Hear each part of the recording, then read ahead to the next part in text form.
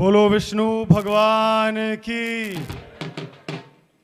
बोलो गुरु जम्बेश्वर महाराज की, बोलो समर्थल दौरा की, बोलो मुक्ति धाम मुकाम की, बोलो स्वर्गीय चौधरी भजनलाल अमर रहे।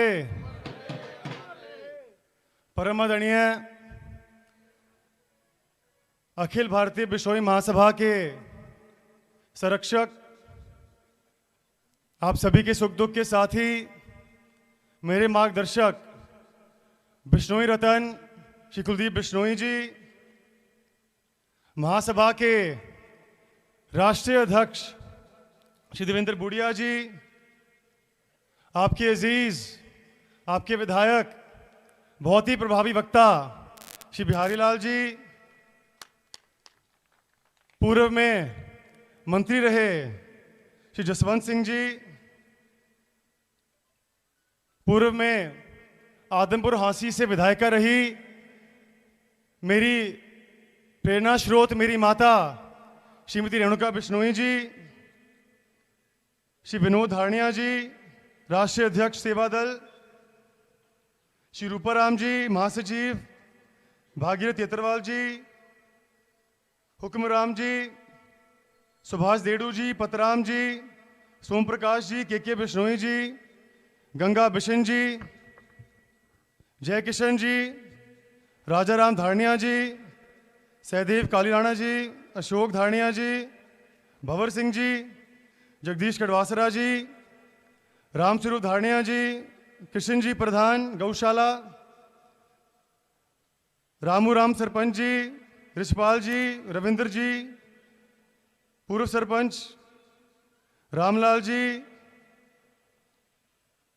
श्रीमती धापू देवी जी, मंच पर विराजमान महासभा के सभी सम्मानित पदाधिकारीगण, साथीगण और हमारे समक्ष विराजे हुए मुक्तिधाम मुकाम के पवित्र धरा पर पधारे हुए बहुत ही सम्मानित बुजुर्गों, माताओं, बहनों, मेरे नौजवान साथियों, सबसे पहले तो आज मुझे आप सभी ने जो इतना मान सम्मान दिया, उसके लिए मैं दिल की गहराइयों से हाथ जोड़कर आप सभी का धन्यवाद करता हूं। सिर्फ मुकाम ही नहीं, बल्कि आज जोधपुर से लेकर यहां तक जो हमारा सफर रहा, कई जगहों पर लोगों ने बहुत प्यार बरसाया, फूलों की मालाओं से, ढोल ढमाकों से, पगड़ी पहनाकर। तो मैं उनका भी और पूरे महासभा का दिल की गहराइयों से आभार प्रकट करता हूं। लेकिन ये जो मान सम्मान आज आप सभी ने मुझे दिया है, इसके असली हकदार तो आप सभी हैं, क्योंकि आपने हमेशा अपने आशीर्वाद का हाथ युग पुरुष बिश्नोई रतन स्वर्गीय चौधरी भजनलाल जी पर रखा, बिश्नोई रतन चौधरी कुलदीप जी पर रखा।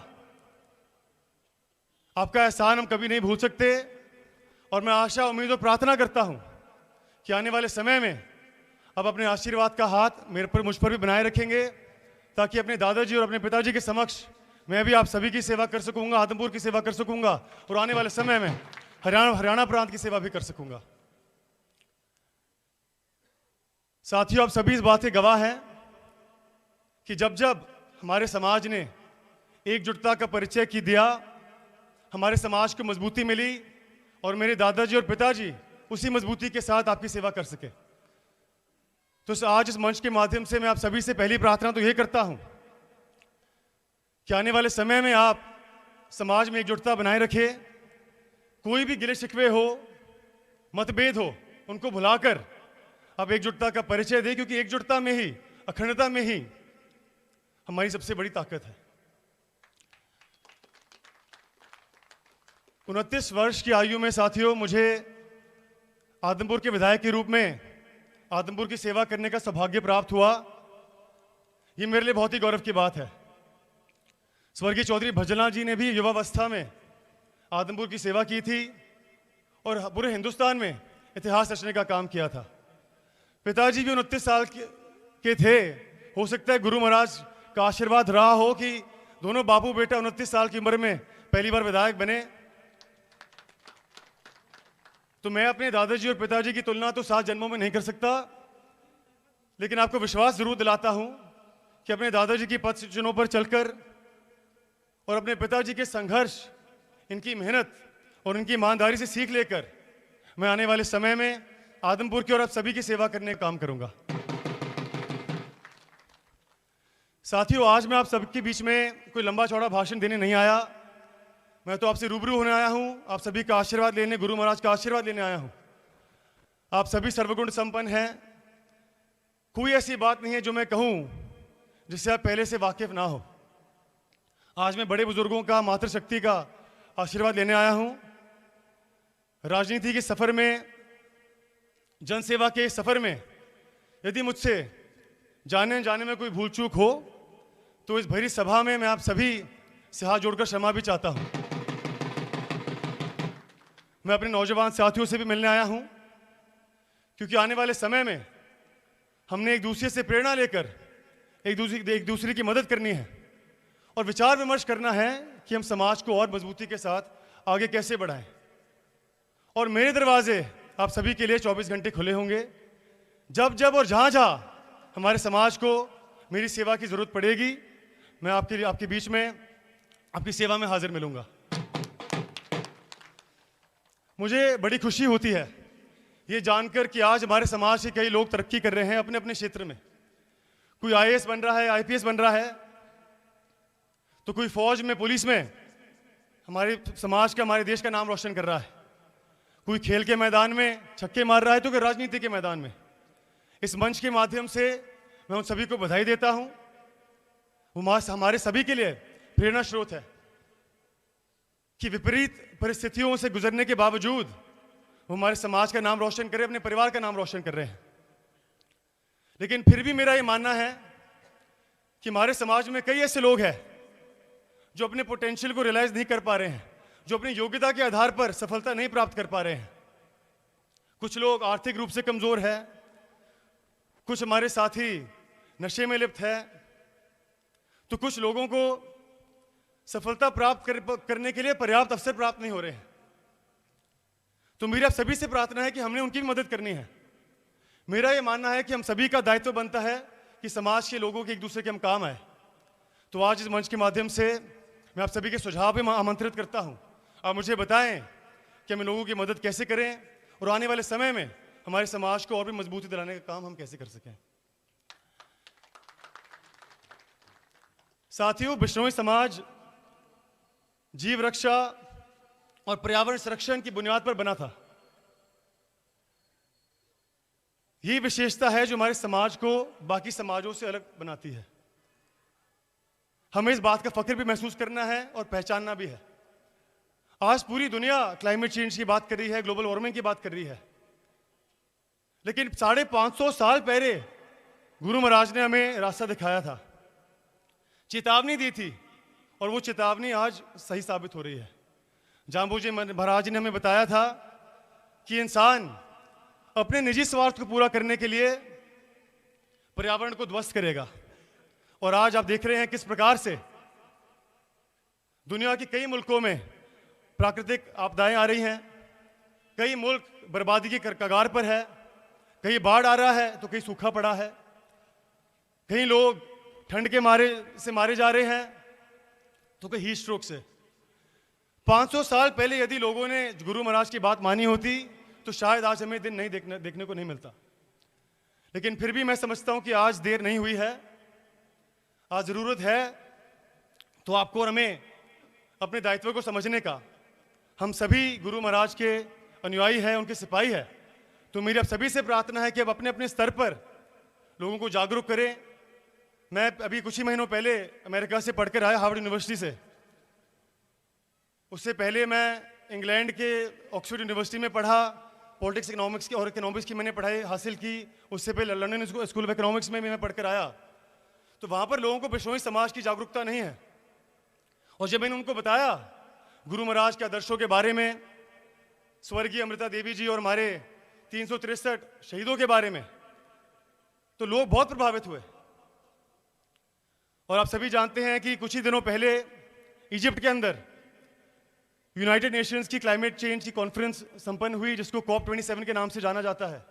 वहां पर भी दुनिया के बड़े बड़े नेताओं ने किसी देश के राष्ट्रपति ने तो किसी देश के प्रधानमंत्री ने इस बात को माना कि आने वाले समय में हमें ग्लोबल वार्मिंग को बहुत ही गंभीर रूप से देखने की आवश्यकता है और आने वाले 1 साल में भारत एक बहुत अहम भूमिका निभाने वाला है। आपको शायद पता होगा कि जो G20 देश हैं उसका नेतृत्व भारत करने वाला है। इसका ये मतलब है कि आने वाले समय में इंग्लैंड, अमेरिका से लेकर जितने भी हमारे यूरोपियन यूनियन है, जितने भी हमारे देश हैं 20 जो हमारे G20 के अंदर आते हैं, उसका नेतृत्व हिंदुस्तान करेगा। और मैं अपने स्तर पर कोशिश करूंगा कि हमारे नेताओं को मैं प्रेरित करूं कि जो G20 का एजेंडा है इसमें जलवायु परिवर्तन या क्लाइमेट चेंज को एक महत्वपूर्ण स्थान दिया जाए। आने वाले जनवरी में जो डावोस के अंदर, स्विट्जरलैंड के अंदर वर्ल्ड इकोनॉमिक फोरम हर साल आयोजित होता है, वहाँ पर भी मुझे वक्ता के रूप में बुलाया गया है। वहाँ पर भी मैं दुनिया के बड़े बड़े नेताओं से संपर्क बनाऊंगा, विचार विमर्श करूंगा और हमारे समाज के बारे में जागरूकता फैलाऊंगा और जो क्लाइमेट चेंज के बारे में मैं बात करने का काम करूंगा। तो मैं ये बातें आपको इसलिए बता रहा हूं कि हम सभी का दायित्व बनता है कि हम अपने अपने इलाकों में, अपने अपने स्तर पर समाज के बारे में जागरूकता फैलाएं और समाज को आगे हम कैसे बढ़ाएं उस पर हम चर्चा करें, विचार विमर्श करें और जलवायु परिवर्तन को हम कैसे रोकें इस पर भी हम चिंता और चिंतन करें।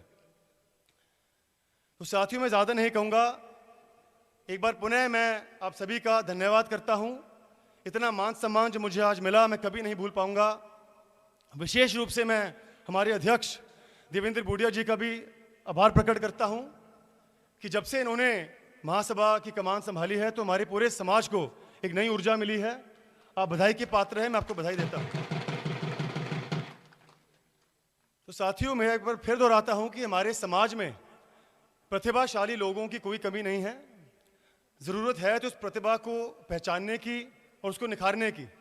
एक कहावत है कि हीरे को जितना भी आप तराशोगे उतनी उसमें से चमक निकल कर आती है। तो हमारे समाज में भी बहुत सारे ऐसे हीरे हैं जिनको पहचानने की ज़रूरत है, तलाशने की ज़रूरत है और तराशने की ज़रूरत है। एक बार पुनः साथियों, आपका यहाँ पहुँचने पर मैं धन्यवाद करता हूँ और एक बार और आपको बताना चाहता हूँ कि आपके आशीर्वाद से मैंने कुछ समय पहले भजन ग्लोबल इम्पैक्ट फाउंडेशन का सौजन्य किया था। एक संस्था मैंने खोली थी और उसके माध्यम से मैं जनता की सेवा करने का प्रयास कर रहा हूँ। मैं आप सभी को आमंत्रित करता हूँ कि आप भी इस संस्था से जुड़ें, अपनी सेवाएं दें।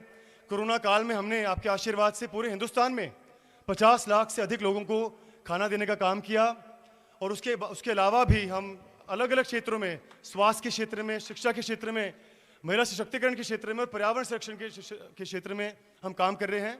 तो आप संस्था से जुड़ें और जनसेवा में अपनी आहुति देने का काम करें। साथियों, हालांकि मुझे राजनीति और जनसेवा एक प्रकार से विरासत में मिली है, लेकिन मुझे भी काफ़ी संघर्ष करने को मिला और पहले जो बीते समय में मुझे अमेरिका और इंग्लैंड में भी कई कंपनियों के ऑफर आए कि हमारे साथ काम करो और नौकरी करो हमारे यहाँ, लेकिन मेरा मन नहीं माना क्योंकि मेरा मन आप सभी के बीच में है। मैं चाहता हूँ कि मैं स्वर्गीय चौधरी भजनलाल जी की पच्चीनों पर चलकर, पिताजी से सीख लेकर आप सभी के साथ मिलकर मैं लोगों की सेवा कर सकूँ। और एक बार फिर मैं मुक्तिधाम मुकाम की पवित्र धरा पर आप सभी से आग्रह करता हूँ, प्रार्थना करता हूँ कि आप आगे भी अपने आशीर्वाद का हाथ मुझ पर बनाए रखिए ताकि मैं आपकी सेवा कर सकूं। और एक बार पुनः आप सभी का मैं आभार प्रकट करता हूं।